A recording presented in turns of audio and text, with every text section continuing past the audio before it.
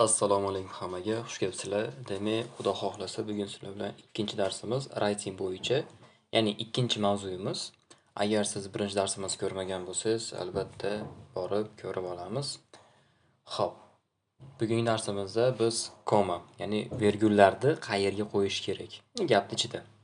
Ikkinchidan, unnecessary, ya'ni non-essential information nima? Undan keyin komaga oid qo'shimcha grammatik qoidalar ko'rar ekanmiz. Xo'p, demak biz boshlaymiz.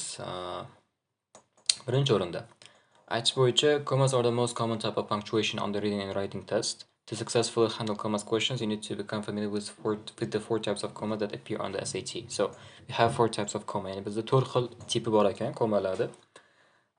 Demak, birinchi o'rinda comma plus fanboys. Biz ko'rganda o'tgan darsimizda shu comma plus fanboys faqatgina, ya'ni independent clause-ni, right? Independent clause-ni independent qo'shgan paytimizda comma qo'yib fanboysni bitta so'zini olsak bo'ladi. Misol uchun, my alarm clock did not, o'sha gap ketdi, of this morning, so dan oldin comma qo'yapti, chunki ikkita independent clause-ni bir-biriga qo'shyapti ekan. Shu paytda comma keladi, biz buni bilamiz. Xo'p, keyingisi. Dependent clause followed by independent clause. Buni ham ko'rgan o'tgan darsimizda, ya'ni dependent bitta o'zi turib gapni ma'nosini bermaydigan so'zlarni yig'indisi, let's say, right? Group of words. Biz koma bilan qo'shishimiz kerak gapni asosiy qismiga. While deb boshlaymiz. Misol uchun, while electronic music has become very popular. Qarang, ma'no yo'q. Ko'rasizmi? Davom bo'lish kerak. Many people still prefer classic rock desiz, keyin ma'no chiqadi bitta bo'ladi. Buni ham ko'rgandik. Demak, yangilik yo'q bizga. Keyingisida endi mana kelyapti unnecessary information. Shu narsani biz menimcha o'tgan darsda yoki praktik videoda aytgandim, ko'ramiz deb kelyapti mana bizda. Ya'ni keraksiz ma'lumot. U nima? Keraksiz ma'lumot shunaqa narsaki, misol uchun example o'qiydigan bo'lsangiz, xo'p, bu yerda uni o'zi beryapti, o'qib olsangiz bo'ladi. Xo'p. Mrs. Ellison deb turib, is my least favorite teacher. Ko'ryapsiz? Ya'ni men gapni subjectni o'qiyapman. Va undan keyin bitta verb qismini bog'lab turib, gapda bitta independent qilib olyapman. Ya'ni gapni o'zini o'qiganimda ma'no chiqyapti. Ya'ni unnecessary information degani mana shu subject haqida yoki boshqa bitta so'z bo'ladigan bo'lsa, o'sha haqida qo'shimcha ma'lumot bo'ladi. O'sha ma'lumotni o'chirib tashlasangiz, ya'ni xayolingizda o'chirib o'qiydigan bo'lsangiz, ma'no yo'qolmaydi gapingizda. Ya'ni misol uchun, Miss Ellison, who is known for giving pop quizzes, is my least favorite teacher desiz, mana bu narsani qo'shimcha informatsiya sifatida olsangiz bo'ladi mana bu qismga, right? Ya'ni uni olib tashlasangiz, ma'no buzilmaydi hech qanaqa. Keyingisida, Olivia still needs to wax her snowboard, the one in the closet with no stickers on it. Ya'ni snowboard turib unga definition, ya'ni define qilyapti qaysiligini. Qaysi snowboard? The one in the closet with no stickers on it. Ya'ni qo'shimcha aytib qo'yapti shunchaki qilib sizga. Ya'ni aniqroq qilish uchun. Example 3 da misol uchun, the basketball team did not mount a comeback this week. Ya'ni though degan qismda qo'shimcha qilyapti ekan, but buni ham ko'ramiz, ya'ni transition sifatida kelishini. Bu alohida o'tiladi mavzuyimiz, right? Asosan demak shunaqa narsaki, if we can remove it without fundamentally changing the meaning of the sentence, o'sha bizda unnecessary bo'lar ekan. Okay. Hop, listing. Listing ni sanash. Example ketyapti. The group at the picnic table ordered the coconut shrimp, virgul, hot wings, virgul, and onion rings. Demak, shu yerda virgul and bog'lab olmaysiz. Bu narsa bizda misol uchun kelish mumkin independent plus independent bo'lgan paytda, lekin bu holatda listingni kelyapti. Demak, bu ham possible ekan. Va shu yerda qo'shimcha ma'lumot aytib qo'yaman. Mana bu and-dan oldin komasi yo'q bo'lsa ham, bu gapingiz to'g'ri bo'laveradi, right? Ya'ni eslab qoling, listing uchun kamida demak 3 ta so'z bo'lish kerak ekan, shtobi koma qo'yish uchun. Agar ikkita yoki undan ikkita bo'ladigan bo'lsa, unda o'rtasiga and qo'yasiz, right? Va and qo'ygandan keyin misol uchun koma qo'ya olmaysiz. Chunki yana bunda 3 ta bo'lganda koma qo'yilyaptimi, lekin bu degan ikkita so'z bo'lsa koma qo'ya olmaysiz. Unda faqat and o'zi tushadi. Shu esdan chiqmasin. Xo'p, endi the old limping dog. Bu yerda qarasiz ikkita so'z and yo'qligi uchun koma qo'yapmiz. Demak, bu ham bizda o'sha paytda to'g'ri bo'lar ekan. Xo'p. Demak, 4 ta holat ko'ra oldik. Endi faqatgina shu 4 ta holatga qo'shimcha ma'lumotlarni ko'rib ketsak bo'ladi, ya'ni extras, right? Ya'ni misol uchun qaraydigan bo'lsangiz, sitting behind the table. Ya'ni o'tirgan holatda.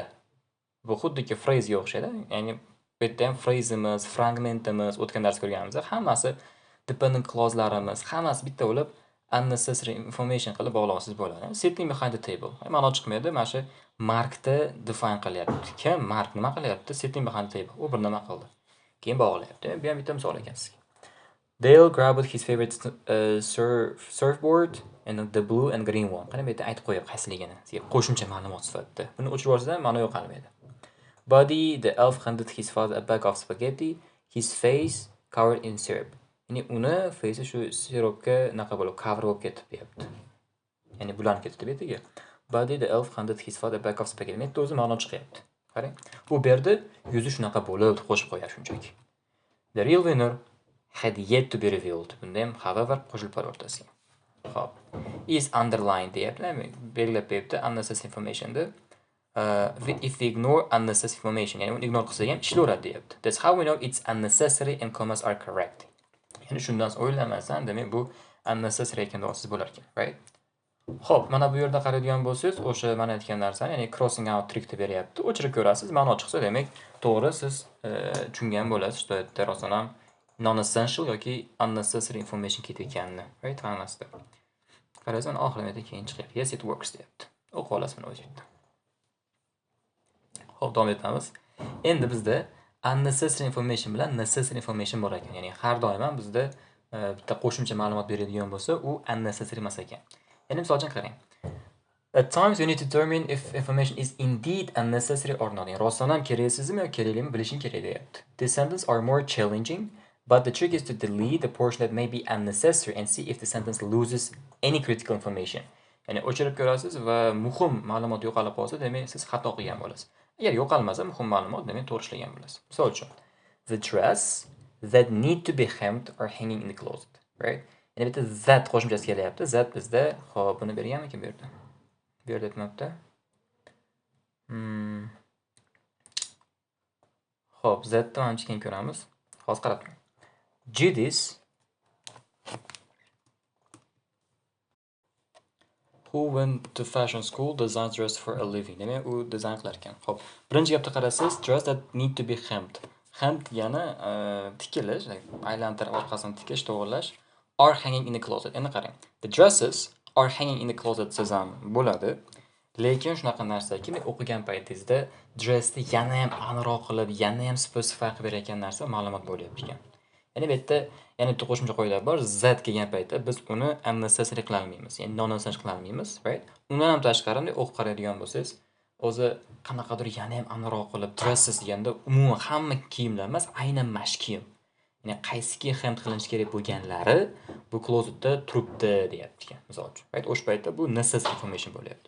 Keyingisida Judith who went to fashion school designs dress for a living. Endi Judith turib designs dress for a living. Siz hali eng critical ma'lumot yo'q. Judith o'zi kimligi aniqdi. Judith deb odam keladi miyangizga, ha, mana shu odam ekan. Endi undan keyin u odam kimligini tushunganingizdan keyin o'zi agar o'sha odam taniydigan bo'lsangiz, mana bu ma'lumotni ham bilasiz, siz tushunyapsizmi? Aytish shart emas. Lekin the dresses are hanging in the closet. Siz hamma ko'radi, miyangizga kelaveradi bu narsa, right? Apasda bo'lsa Judith deganda o'sha tushun bo'ldingiz kimligini va kimligini tushunmaganingizdan keyin mana bu ma'lumotni unnecessary olib qo'ysangiz bo'ladi. Chunki o'sha bilasiz bu narsani, right? Design class for a living siz gapda asosiy qolyapsiz sizda. Xo'p. In the first sentence, the information is necessary. If you just say the dress are hanging in the closet, we do not know which specific dresses we are talking about. In the second sentence, we already know who designed the dresses. Yani kimligini bilamiz o'sha deyapti. So the information about Judith going to fashion school is unnecessary. Tanisda bu Judith misol uchun, right? Shunaqa qoida ishlaydi bizda. Davom etamiz. The names rule. Endi ismlarning qoidasi ekan. My friend degandan keyin Kelly degan ism kelyapti. Unda qarasangiz koma yo'q. Endi my best friend degandan keyin Andrewga qarasangiz koma qo'yapti. Nimaga? Qarang, ismlar kelgan paytda bu ism yana nimaga ham ishlaydi bizda? Xo'p, plus jobs deb qo'ya, ya'ni kasblarga. Agar sizda bitta broad ma'lumot aytsangiz, ya'ni my friend, sizning do'stingiz bitta emas, ko'p bo'ladi, to'g'rimi? My friend deganda любой odam kelishi mumkin xayolingizga. Lekin my friend deb turib undan keyin ismini aytadigan bo'lsangiz, demak mana bu ism muhim ma'lumot bizga, tushunyapsizmi? My friend recently moved to London desa bo'ladi. Lekin Kelly desa siz gapingiz aniqroq bo'ladi. Shuning uchun qaysi o'rtog'ing degan javobga biz shuni qo'yib qo'yishimiz kerak, shu Kellyligin, right? Xo'p, pastda qarasangiz my best friend deb eng yaqin o'rtog'ingiz bu bitta bo'ladi, misol uchun. My best friend deydigan bo'lsangiz, o'sha bitta yagona Andrew. Mana buni o'zi biladi hamma, misol uchun, right? Shuning uchun buni aytish shart emas. Right? Shunaqa ekan. Endi qarang, kasblarda ham xuddi shunday bo'ladi. Misol uchun, steward desa bo'ladi, tikuvchi yoki bo'lmasam football player siz uni ismini aytish kerak metda. Chunki kasb kelyapti, unga ismi kelyapti, u muhim ma'lumot. Lekin one of the richest men in the world desa, u odam bitta. Yoki the best football player desa, u ham bitta, misol uchun. Right? O'sha paytda koma nima qilmasangiz bo'ladi. Koma qo'ysangiz bo'ladi. Chunki u aniq bo'lyapti. Mana bunga o'xshab. Bu bo'lsa aniq emas. Shuning uchun biz koma qo'yamiz ekan. Xo'p. Demak, names rule shunaqa ekan bizda. Davom etamiz. Endi mana buni o'zingiz bir ishlab ko'rsangiz bo'ladi. Right? Ko'rib buni javob bilan beramiz hozir sizga. Demak, buni javobi mana ekan.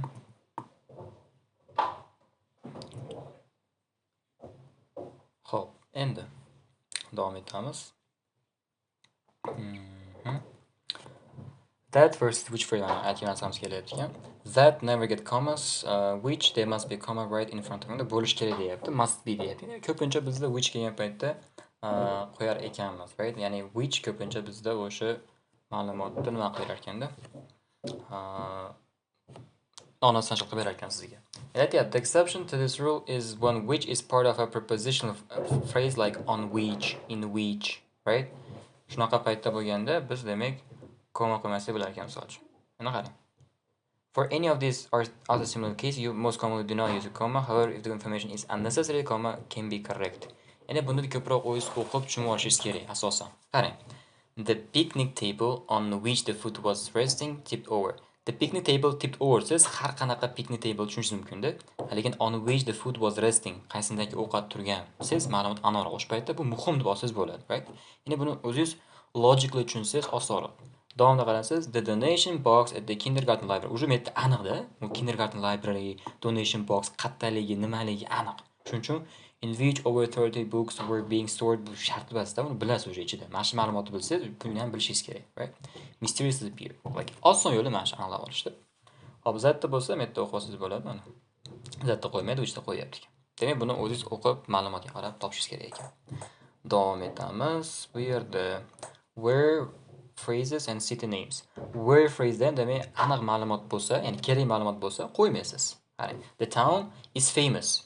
Qaysi town desa, where I grew up. Bu kerak ma'lumot. Endi pastda qarang. The Little Italy Farmers Market. Bu aniq. Little Italy Farmers Market. Bu qaysilik aniqda. Endi where I buy my favorite peanut butter shart emas. Qayerdagi qilib uni specify qilish shart emas. Bo'ldi. Pastda city names. Endi city namesda shu bitta qoidani yodlab oling. Yodlagan narsa shunchaki birinchi o'lim misol uchun kelyapti. Undan keyin joy. Ikkita joy o'tkazib biz koma qo'yar ekanmiz. Bog'liq bo'lsa San Diego, California. District kelyapti, keyin o'sha shtat kelyapti. Misol uchun San Diego, California. Koma qo'ydik. Rome, Italy, koma. Har doim shunaqa ekan. Right? Oson yo'l mana shu. Endi bu yerda berayotgan narsasi ing bilan ed. Hop, excited for the car ride. James Bulldog started to jump and down.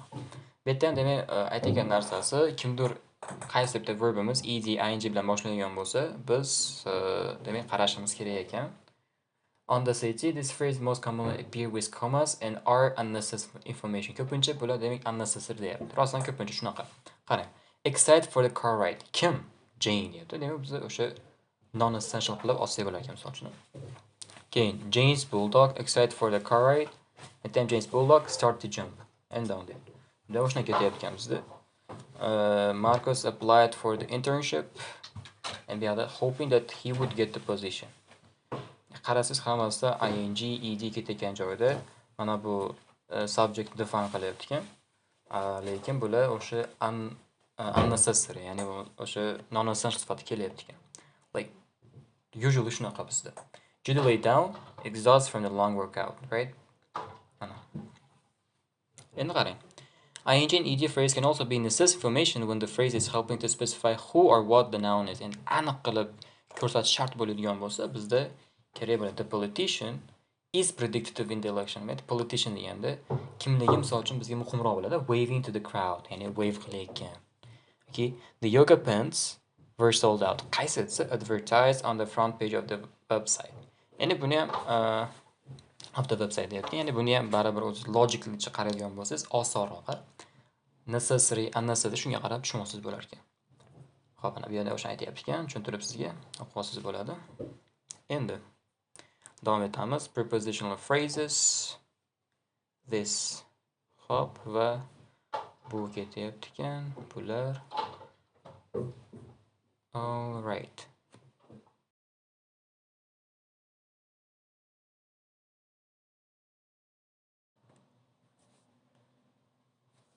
Xo'p, endi sizlar bilan prepositional phrase o'tyapmiz ekan. Demak, ketdik. Nima ekan bu o'zi? Prepositional phrases are phrases consisting of a preposition and its object. Some of the most common prepositions on this page are listed below. Xo'p, demak, eng ko'p keladiganlar sizga berilyapti ekan. Qaraydigan bo'lsangiz, deyarli bu yerda hammasi bor. Ya'ni siz ko'rgansiz, bu yerda siz uchun qanaqadir yangilik yoki ko'rmagan so'zingiz yo'q. Hammasini bilasiz, right? There's nothing new. Xo'p, endi qarang. Bizda shu koma qo'yish, ya'ni vergul qo'yish yoki qo'ymaslikda o'tayotgan mavzuda shuni ham qo'shyapti ekan bizga. Lekin o'qiydigan bo'lsak, prepositional phrases at the front of the sentences are always followed by a comma deyapti. Ya'ni agar bu gapni bosh keladigan bo'lsa, deyarli o'sha har doim nima ekan bizda koma olar ekan. We can think of the phrase as unnecessary information that we can cross out. Ya'ni biz uni shunaqa keraksiz ma'lumot sifatida olsak bo'ladi deyapti. Endi qarang, misol uchun o'qiydigan bo'lsam, on my way to work. Like, bu yerda bizda hech qanaqa yangilik yo'qda. Ya'ni biz buni oldin ko'rganmizda. Ya'ni on my way to work tarjima qiladigan bo'lsak, ishga ketayotganimda. Ishga ketayotganimda nima? Like, nima bo'ldi? Right? Ya'ni bizda gap to'liq emas. Davomini qarasiz, I listen deydigan bo'lsangiz, uje subject plus verb bo'lib, siz gap ketyapti. On my way to work, I listen to my new favorite podcast. Ya'ni uje shunday ma'no chiqyapti sizda. Ya'ni bu hisobda haligi nimaga o'xshaydi? Fragment, phraslar qo'shib oladi. O'shanga o'xshagan narsa. Like shunaqa qabul qilsa bo'ladi. O'ziga qanaqadir prepositional phrase или bir nima boshida kelsa bunaqa, oxirida kelsa bunaqa bo'lar ekan, deb hali to'ldirmasdan, right? Simplify qiling har doim. Ya'ni bu bizda simplify ekan. Simplify. Always simplify what you have, right? Zo'tmet endi. After cleaning the garage. Qarasiz, after deb boshlayapti o'sha. Tozalab bo'lgandan keyin. Right? Nima qildi keyin? Like, ma'lumot yo'q sizda. Ralph started says keyin ha deysiz. Ya'ni after cleaning the garage, Ralph started weeding the garden. Keyin gap chiqyapti sizda. Ya'ni bu yerda hech qanaqa sizga yangilik yo'q. Xuddi o'sha ma'lumotni boshqacha qilib tushuntirib qo'yapti. Xo'p, endi pastga qarang. Agar o'rtasi yoki oxirida bo'ladigan bo'lsa, deyarli hech qachon koma qo'ymaysiz, deyapti. Xo'p, qaraymiz. The clothing on the bed is for vacation. The clothing on the floor is being donated. Ya'ni bunday qaraydigan bo'lsangiz, bu yerda ham yangilik yo'q sizga. Bu ham xuddi o'sha essential or non-essential yoki bo'lmasam unnecessary, necessary information emas, qoidasiga mos tushadi. Qanaqa qilib qarasangiz, clothing on the bed. Ya'ni clothing ni define qilyapti, ya'ni specify qilyapti. On the bed. Qaysi clothing desa, beddagi deyapti. Yoki clothing on the floor. Qaysi desa, o'sha nimadagi, yerdagi, floordagi deyapti, right? Endi meta tushuntiryapti. Ya'ni biz shu prepositional phraselarsiz bilmasdik, ya'ni qaysi biri shunaqa qilinayotganligini deyapti misol uchun, right? Tushuntiryapsiz. Endi pastga qaraydigan bo'lsangiz, hop. The display of affection by Lewis to his prom date made her blush. Qarasiz, display of this deyapti. Mana shu narsa uni define qilyapti. Shuning uchun bu yerda hech qanaqa haligi koma qo'yilmayapti. Pastda ham the bouquet of lilies in the vase bu ham define qilyapti o'sha narsani. Shuning uchun hech qanaqa koma qo'yilmayapti. Ya'ni qaysi display etsa, bu deyapti. Qaysi buket etsa, bu deyapti misol uchun. On the SAT, most prepositional phrases do not have commas. Demak, ko'pchilikda yo'q deyapti. Demak, in general, ya'ni odatda sistema qo'ymaysiz deyapti. Endi davom etadigan bo'lsak, meta aytyapti. Prepositional phrases in the middle or end of a sentence only get commas, ya'ni koma olishi mumkin agar ularda shunaqa unnecessary information bo'lsa. Misol uchun, correct beryapti bizda.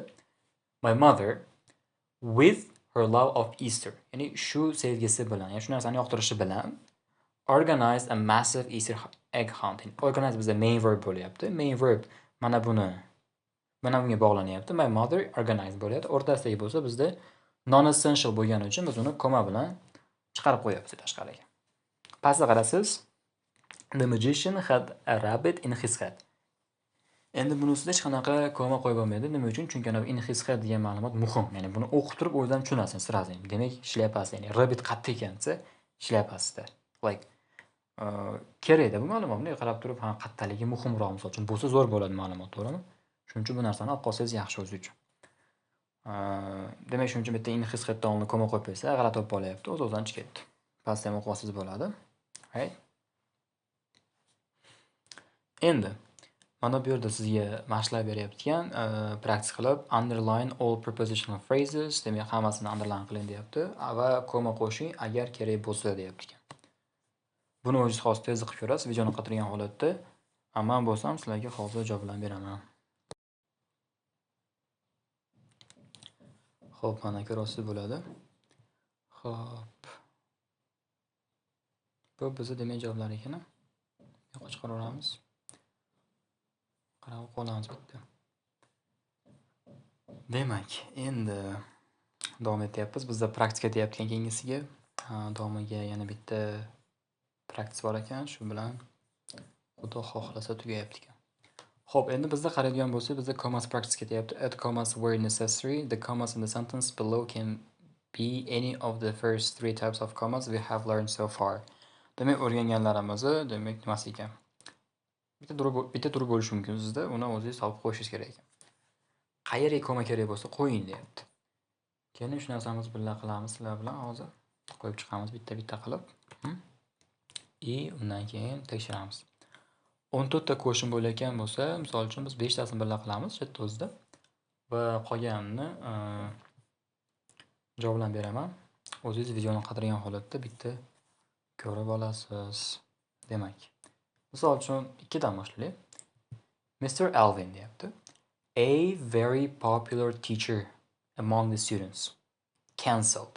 Endi qarang. Siz koma qo'ygan paytda gapning muhim qismini va muhim bo'lmagan qismini bilishingiz kerak. Qaraydigan bo'lsangiz Mr. Alvin va bizda xullas subject va verb har doim bo'lishi shart, right? Gapda. Qaraydigan bo'lsangiz Mr. Alvin cancelled уже zo'r bo'linadi. Mr. Alvin cancelled the final exam. Endi qo'shimlarimiz bo'lyapti. Mr. Alvin cancelled. Like bizda уже nima ketyapti? Gap bu bo'ldi. The final exam gap bu bo'ldi bizda. Endi o'rtasini qaraydigan bo'lsangiz a very popular teacher among the students. Ya'ni o'quvchilar o'rtasidagi juda ham popular bo'lgan ustoz. Bu bizda demak nomini hozir yozib beraman. A positive deyilar ekan. Right? Yozib beramiz tepasiga. A positive. A positive nima desa, a positive shunaqa narsaki, bu sizda xullas misol uchun bu mana shundan biroz bo'ladi. A degan narsa bilan.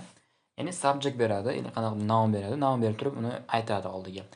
A bir nima. Ya'ni mana shu qism o'zidan oldin aytilgan narsani subjectni misol uchun define qilib beradi. Ya'ni Mr. Alvin kim desa, a very popular teacher among the students, right? Yoki aytsa bo'ladi, my friend. Misol uchun my friend a football player misol uchun. Ya'ni a qo'shib turib siz uni define qilyapsizmi? Har doim sizda o'sha a positive qoidaga tushib, u doim bizda ikkita komani o'rtasida turar ekan. Va demak bizda a positivelar gapni o'rtasida, xuddi mana shu ikkinchi examplega o'xshab, yoki gapni oxirida, даже gapni boshidan kelishi mumkin. Faqat ular har doim yoki chap tomondan yoki o'ng tomondan o'zlari define qilayotgan mana bu subjectga yonma-yon turish kerak, koma bilan, right? Xo'p, keyingisiga misol uchun oltini qilamiz. On second thought, the real reason that I did not like Scott was his lack of honesty. On second thought, the real reason. Xo'p, qani, bizda on bilan boshlayapti. On bizda bu o'sha on second thought deb turib, misol uchun bunday o'ylanyapti. Uni biz o'tkazib yuborsak bo'ladi. On second thought, the real reason that I did not like Scott was his lack of money. Ya'ni that bizda gapning muhim qismi bo'lyapti. Shuning uchun on second thoughtni biz olib qo'yamiz yoqqa. Ya'ni xuddi nimaga o'xshaydi bu narsa? On my way to work. Misol uchun o'shanga o'xshagan narsa on second thought. Xo'p, yana misol uchun endi 10-si.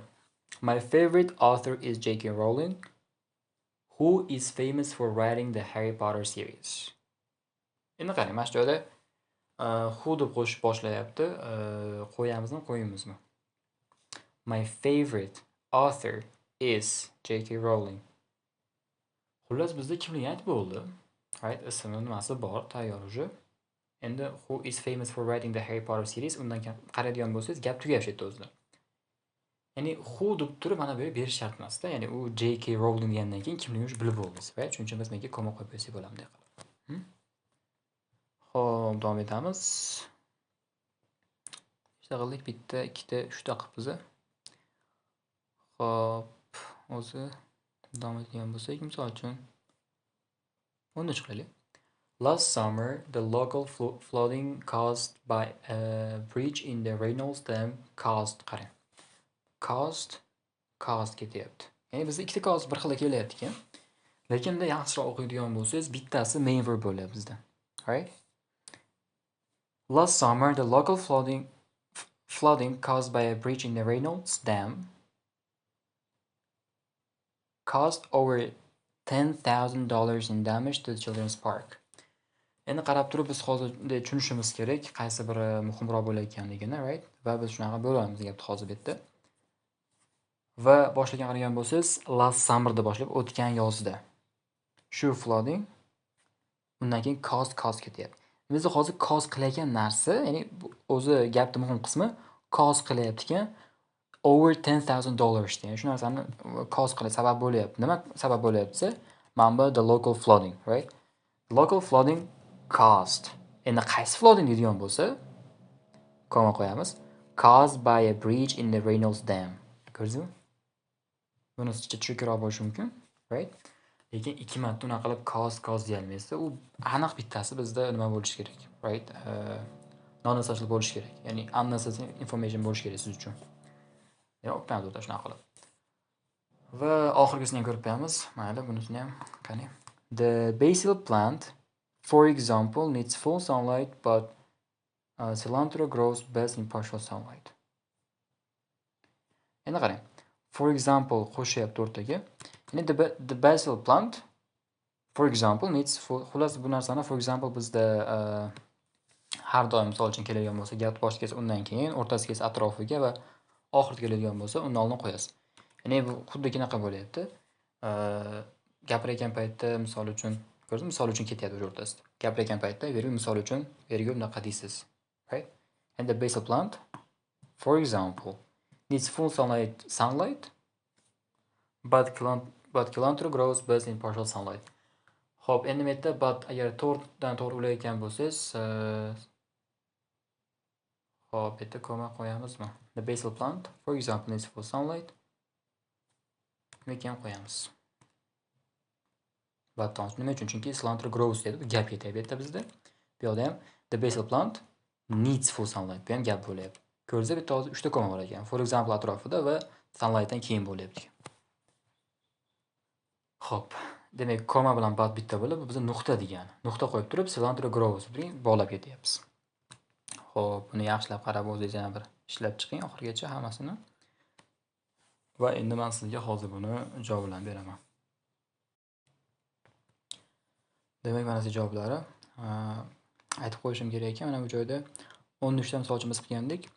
The local flooding caused by a breach in the Reynolds Dam bittasi qolib ketib qolibdi. Bo'lish kerak edi. Undan keyin caused deb davom etib ketasiz, right?